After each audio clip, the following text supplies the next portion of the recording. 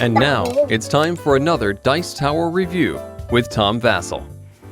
Hey folks, today we're going to be taking a look at a small card game called Dragon's Hoard. Now this is a Kickstarter game, and as a disclaimer, I did do a paid preview for this game before it was on Kickstarter.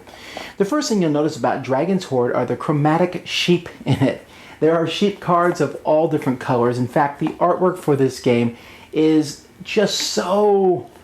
It's fun and yet really cool at the same time. This is some of the best artwork I've ever seen in any game. Probably, I don't know, I would nominate this almost for best artwork of the year. That's how impressed I am. I just love the look of this game. But the look of a game doesn't necessarily mean it's a good game. Let's take a deeper look.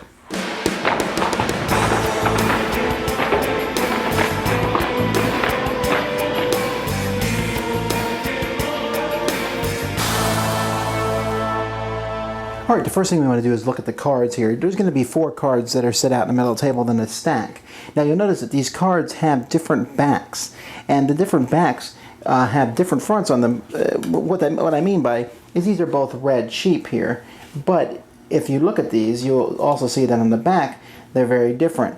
This one here happens to be a wild sheep, and this one here happens to be a wizard.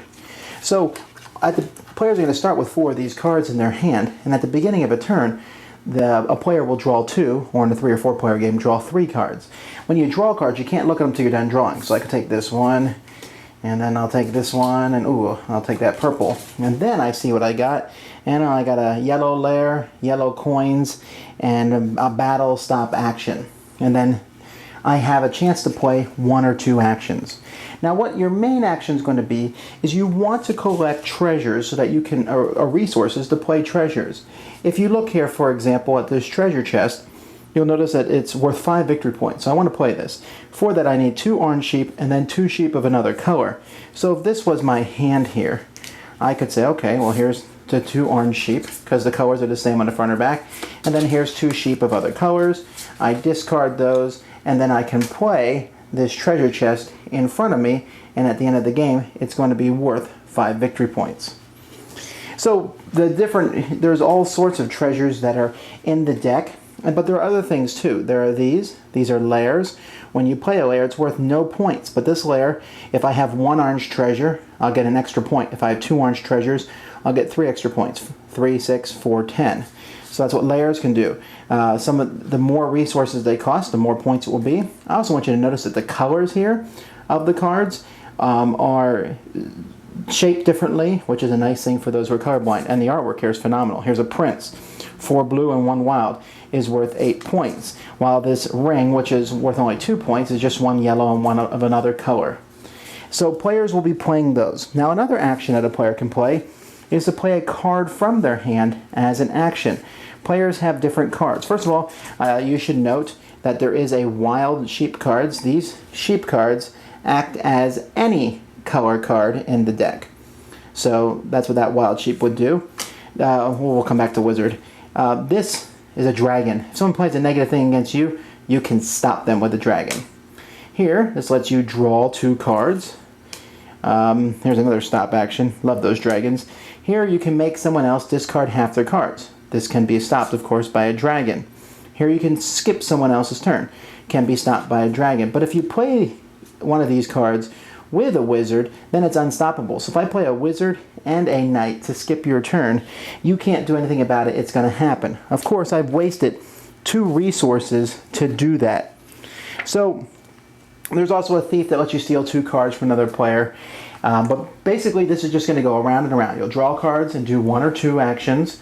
The actions, you have to be different actions. And you'll keep going. In a 2-player game, you go to a 3-player game, you have 10 treasures in front of you. In a 4-player game, as soon as someone has 8 treasures in front of them, at that point you will add up the value of all the treasures that you've collected, plus any bonuses you might have gotten from layers, and whoever has the most points is the winner.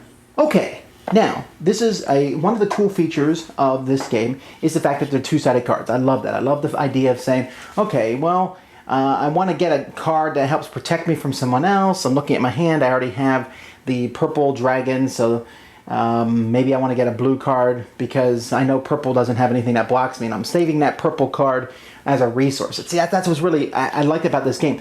You have these actions, and normally a skip turn action, man, I hate that in a game. But in this game, it doesn't bother me because you are giving up a resource to do so. And for all you know, they have a dragon which just simply cancels it and they don't lose their turn. And then in a 2-player game, a skip turn is really a powerful thing because you can skip someone's turn and basically you're taking 2 turns in a row. So it doesn't seem as mean in that setting.